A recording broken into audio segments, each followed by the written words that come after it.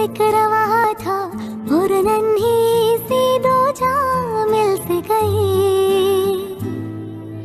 लेके वो पंखों में खुशियां उड़ने लगे करते मस्तियां। वो आसमां भी बस नहीं का था, एक का नाम सीनू और एक थी झुंडू। আসসালামু আলাইকুম। এটা ছিল কালকের একটা ভিডিও, তো ওটাতে কিনেছিলাম একটা গ্রেডার।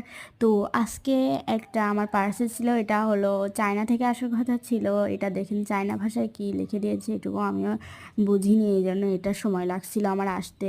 হাতে পেয়েছি আমি 1 মাস পরে, পুরো এটা দারাজ থেকে আমি নিয়েছি। কিন্তু এটা এই যে ফ্যাশন জুয়েলারি, এটা মানে দিন হিসেবে ভাগ করা আছে। এইগুলো মানে আমার কাছে ভালোই লাগছে আগে যেটা কিনছিলাম তার চেয়ে। তো আমি সচরাচর